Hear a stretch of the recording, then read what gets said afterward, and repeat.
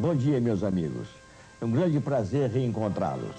Mais uma vez, daqui do Observatório Astronômico de Búzios, nossas boas-vindas a todos que comparecem ao 42º painel da Telebrasil com o tema 2002, Uma Odisseia por Espaço. Sejam, portanto, bem-vindos a mais este painel da Telebrasil, pois, como disse o poeta, a vida é a arte do encontro.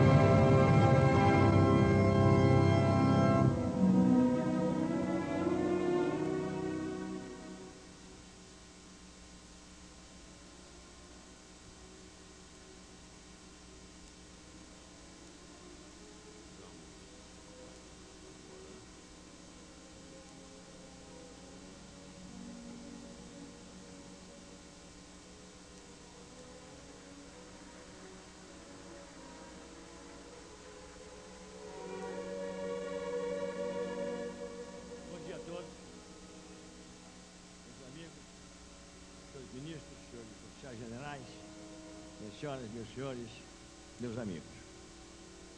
Atenção! Rabelais, refinado pensador do século XVII, dizia que nunca dormia tanto e tão bem como quando ouvia uma conferência. Isso me trouxe à baila recente acontecimento. Numa recepção, um casal encontrou-se com um amigo de infância muito querido, amigo do marido. O marido, muito satisfeito pelo encontro, disse: "Ah, que bom! Há quanto tempo não nos víamos. Gostaria de apresentar-lhe Marta, a minha mulher." O amigo imediatamente retrucou: "Ah, já conheço. Dormimos um dia juntos. Lembra-se, Marta? Aliás, você estava com um lindo vestido verde." O marido, perplexo, perguntou: "Como é que é? Vocês já dormiram juntos?" "Claro", retrucou o amigo. "Lembra-se, Marta, foi naquela belíssima noite na conferência de posse daquela renomada Academia de Letras." Assim sendo, espero que ninguém durma nessa manhã, para depois não terem o constrangimento e obrigação de explicarem por que é que dormiram um dia juntos, lado a lado. Senhoras e senhores, vamos focar nossa dissertação. Eu enxuguei o máximo possível, mas vou repetir, como já disse em algumas conferências, que eu sou como o Padre Vieira. Eu não tenho muito tempo para ser breve, mas fiz o melhor possível. Vamos tratar sobre a gratidão, a educação, a narração e a homenagem, que sintetizadas iluminarão nossa referência de hoje, às Forças Armadas Brasileiras. Comecemos pela gratidão. Fui indagado inúmeras vezes sobre as razões que levaram a Telebrasil, a Associação Brasileira de Telecomunicações, que representa o setor privado dessa atividade, a prestar nesse painel uma homenagem às Forças Armadas. O que é que tem a ver telecomunicações com as Forças Armadas? Me perguntavam. Eu respondia sem hesitação: tem tudo a ver. Ou alguém poderá ignorar a extraordinária colaboração que as áreas militares têm historicamente trazido para as comunicações? E vice-versa. Além disso, seria simplório demais homenagear as Forças Armadas apenas pela ótica das comunicações, uma vez que sua contribuição para a sociedade transcende os aspectos puramente técnicos e profissionais.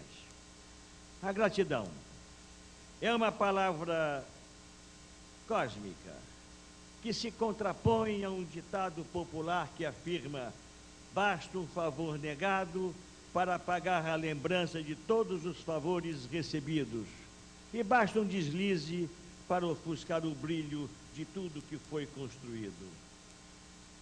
São provérbios que revelam um pouco a tendência do humano à ingratidão.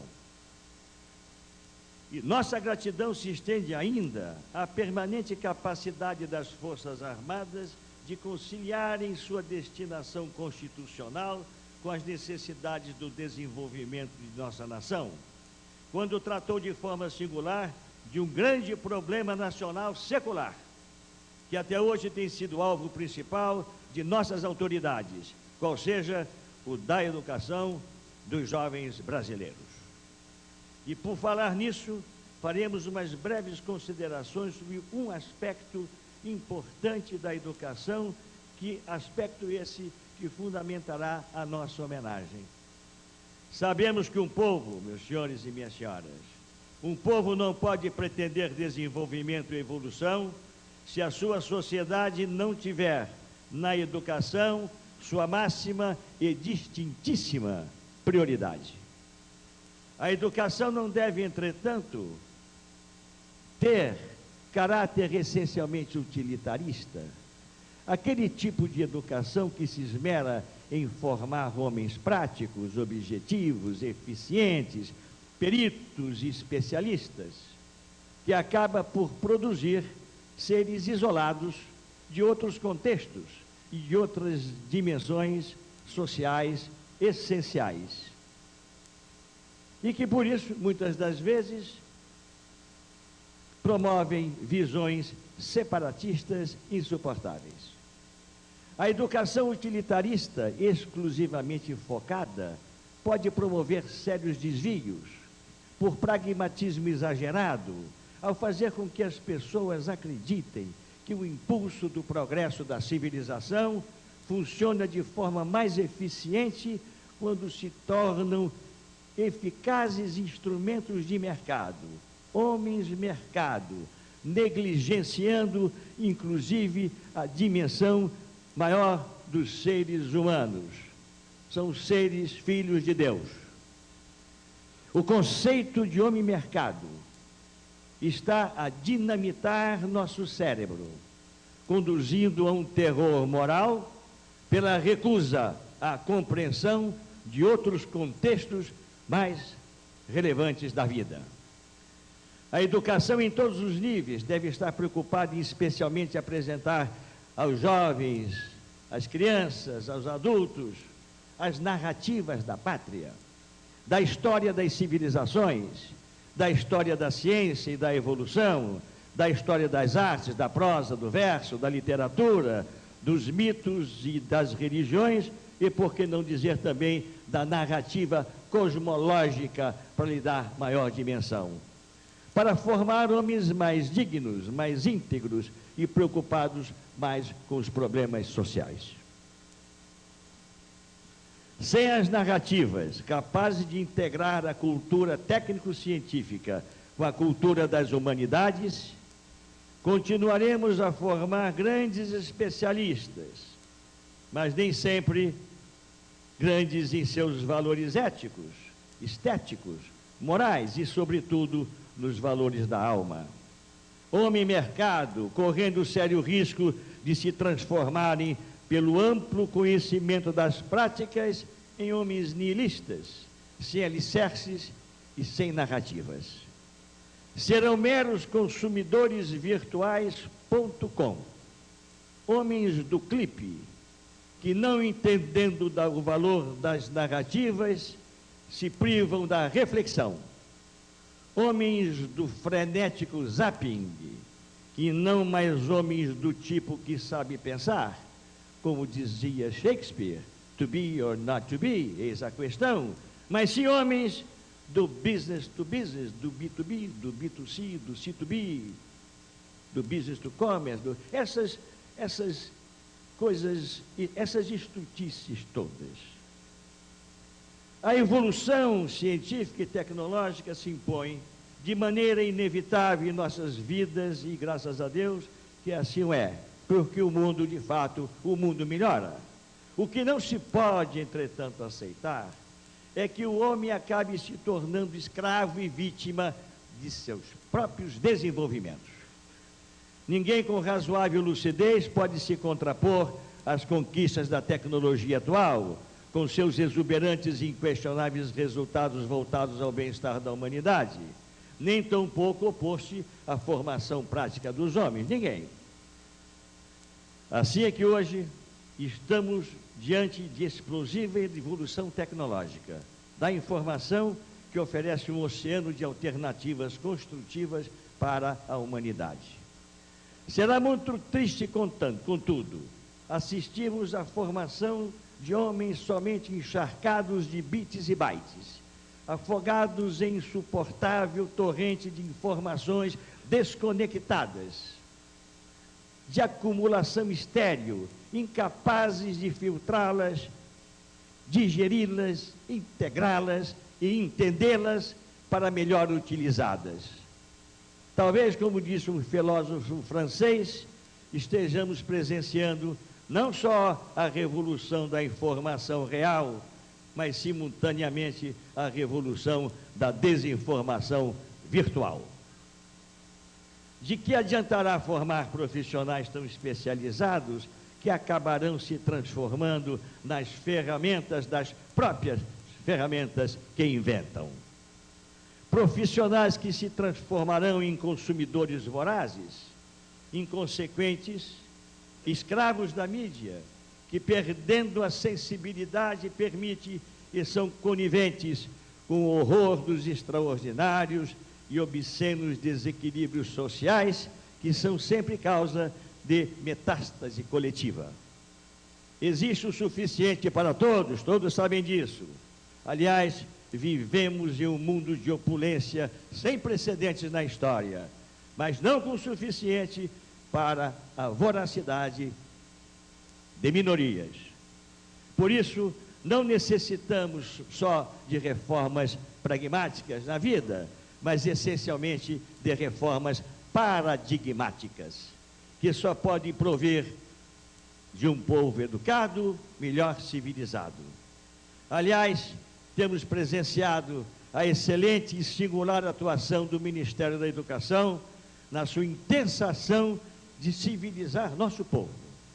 Mas, senhores ministros, meus senhores e minhas senhoras, é ainda muito pouco. É necessário um mutirão nacional apartidário por pelo menos 20 anos. É imperativo se buscar, com a maior intensidade e brevidade possíveis, um Brasil integrado na comunidade digital. E providências importantes para isso já vêm sendo tomadas, como, por exemplo, a criação do Fundo de Universalização das Telecomunicações, o FUST. Além disso, queremos e devemos despender esforços para que o Brasil faça cada vez mais parte do ambiente onde despontam novas tecnologias, como a bioengenharia e o mapeamento do genoma humano, dentre outras. Entretanto, não podemos perder de vista que devemos estimular, endossar e apoiar práticas que engrandeçam o nosso humanismo, a nossa compaixão, a nossa gratidão, a nossa solidariedade, a nossa caridade, filosofia, nossa ingenuidade e nosso amor ao planeta. Nós não fomos gerados nesse rincão do espaço, nesse pequenino planeta que rodopia em torno de uma pequenina estrela chamada Sol. Essa pequenina estrela que rodopia com outras 400 bilhões de estrelas dentro de uma pequenina galáxia que rodopia, entre outras 400 bilhões de galáxias, nesse universo inteiro, nessa imensidão. Nós não fomos gerados aqui para sermos mercado e consumidores biônicos, compradores e vendedores de quinquilharias. Isso é uma deturpação conceitual.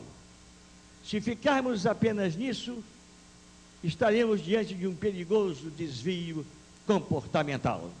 Aí, vale parodiar um conhecido jornalista, isso será uma vergonha. A educação, portanto, deve estimular o crescimento da consciência, da identidade nacional, continental e hoje planetária, pois de fato, senhoras e senhores, vivemos na Terra, que nada mais é do que a pátria das pátrias. E, nesse sentido, somos todos humanos, de qualquer raça, de qualquer latitude e longitude, nós somos, nesse sentido, todos compatriotas. A educação que se transforme, portanto, na atividade mais saliente e mais destacada da sociedade. Se não dermos todos consciente e imediata atenção à educação, no seu aspecto universal, mais abrangente, em mutirão nacional, desperdiçando como insensatos nossas preciosas energias singulares, energias construídas depois de tanto esforço, depois de tantos bilhões de anos, desperdiçando nossas energias em burundangas, sucumbindo às pressões enganosas do curto prazo, em conspirações zuretas, ou tentando sofregamente formar somente especialistas sorongas. Não mereceremos a denominação de homens, esse epifenômeno da natureza, pois assim seremos extintos como sociedade pela displicência com que tratamos nossos descendentes e seremos eliminados pelo cibermundo que desponta no horizonte. E para melhor situar os militares nesse contexto educacional a que me referi, que tem um sentido mais geral, vamos tecer agora as considerações sobre o aspecto que mencionamos no início sobre a narrativa. A Carta Régia de 15 de janeiro de 1699 exarava a decisão do rei de Portugal de criar na colônia um curso para formar militares, os engenheiros da época, com especialidade na construção de fortificações destinadas à defesa territorial. O legado da atuação desses pioneiros está presente nas ruínas e fortes e fortalezas estrategicamente disseminadas pelos 4 quadrantes do país, que acabaram por ajudar a nossa integridade territorial. Desde então, nos currículos de sucessivos estabelecimentos de formação de oficiais, tanto no Brasil Colônia quanto no Brasil Império ou na República, sempre esteve presente um curso de engenharia. Vale, inclusive, mencionar que a primeira escola de engenharia das Américas foi fundada no Brasil em 1792. Denominava-se Real Academia de Artilharia, Fortificação e Desenho. Assim iniciava-se, então, a formação de engenheiros no Brasil Colônia. E até 1858, a formação de engenheiros no Brasil, civis e militares, era feita na Escola Militar, localizada no Largo do São Francisco, no Rio de Janeiro. Fazemos tais registros para enfatizar que o surgimento da Escola Técnica do Exército, no final dos anos 20 do século passado, era o prolongamento natural de uma posição já arraigada nas Forças Armadas. Na Escola Técnica do Exército, nos anos 30, foi criado o primeiro curso de que se tem notícia destinado a formar engenheiros de telecomunicações. Nos anos 30, denominava-se curso de transmissões e nele diplomaram-se aqueles que vieram a disseminar como mestres seus conhecimentos por outros estabelecimentos de ensino do país, inicialmente na PUC Rio e então na Escola Nacional de Engenharia do Rio de Janeiro.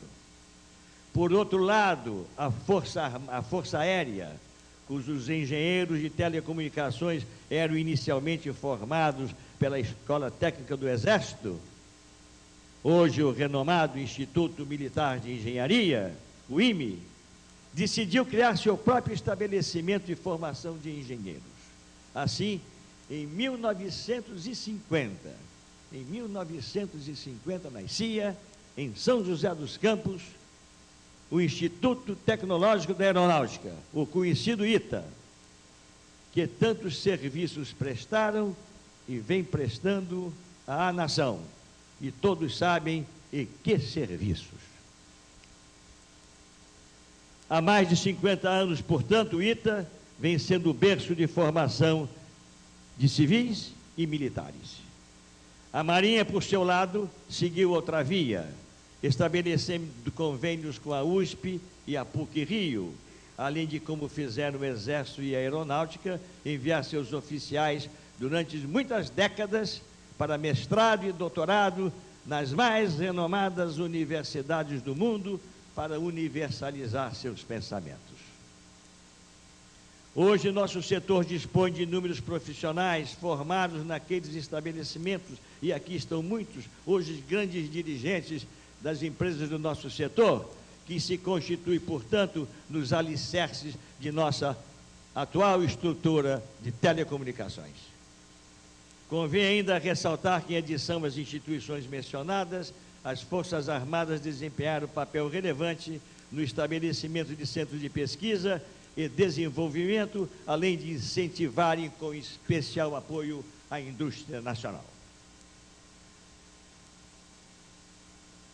Com o caos das telecomunicações a partir de 46, por N razões, quando nós tínhamos, os mais antigos se lembram, que a pegar um telefone, o ruído de discar, demorava 15, 20 minutos, tinha até um boy que tomava conta, um amplificador de sinais para alertar para o sinal de chamada.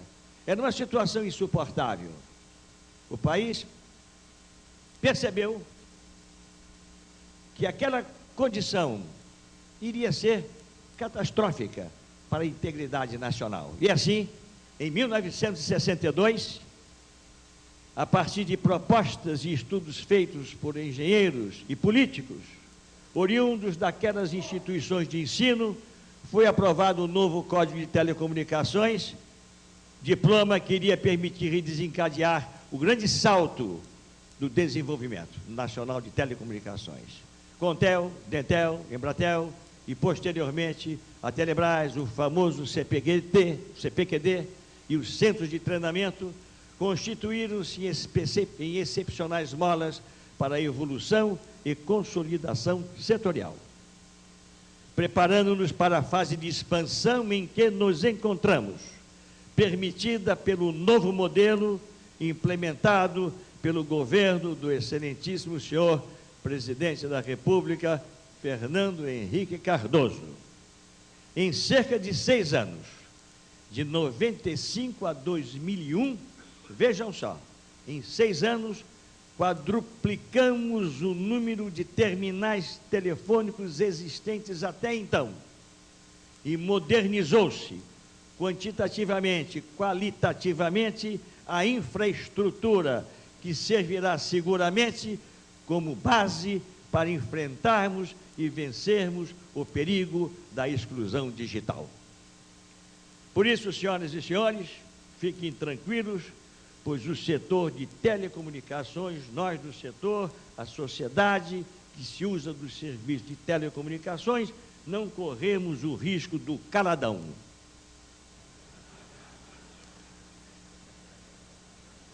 Por fim, sem proselitismos e sem falsetes emocionais, queremos prestar nossa homenagem a todos aqueles em todos os níveis das instituições de ensino das Forças Armadas, dos colégios militares e muitos civis, artistas, filósofos, políticos, médicos, empresários, vieram dos colégios militares. Em todos os níveis das instituições das Forças Armadas, dos colégios militares, passando pelas academias ou escolas de formação de oficiais e até os cursos de comando superior, sempre tiveram a preocupação de oferecer uma educação integrada, abrangente, indo desde os conhecimentos técnicos profissionais, e eu digo isso com absoluta autoridade, aqueles assuntos que envolviam as narrativas da vida, já mencionadas no início, quando falamos sobre educação, e até mesmo, e principalmente até, as atividades a respeito, as atividades incluindo temas que se ocupam da disciplina, do respeito da postura e da ordem tão necessárias à vida, nunca descuidando de despertar naqueles jovens o sentimento de pátria e de cidadania. Valores que sabemos bem estão voltados para o que une e engrandece e não para o que divide e diminui. Lembrando ainda que os benefícios que o destino nos outorga a todos nós são, na realidade, dívidas que devemos aos outros homens. E nesse momento em que homenageamos as Forças Armadas no mês que comemoramos o nascimento de Rondon, o nosso marechal patrono, que implantou as redes de telégrafo fundamentais para a manutenção de nossa integridade cultural e territorial, desejamos mais uma vez ressaltar que a reverência se deve ao legado de inegável contribuição que os militares têm proporcionado ao Brasil nos últimos séculos, em vários setores de desenvolvimento de nossa sociedade, maiormente no campo da educação e das telecomunicações. Que todos tenham, portanto, um encantador e agradável encontro e reencontro neste templo ecumênico que é a Telebrasil. E parafraseando o poeta Vinícius, diria: a vida é a arte dos encontros, apesar de eventuais desencontros. Muito obrigado pela paciência e delicada atenção de todos, e estou muito feliz, pois não observei ninguém dormindo lado a lado. Muito obrigado.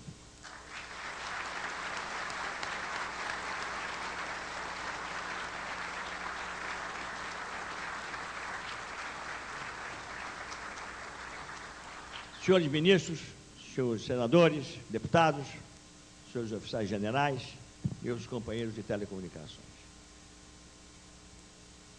O nosso encontro priva, senhores, excelências, pela informalidade.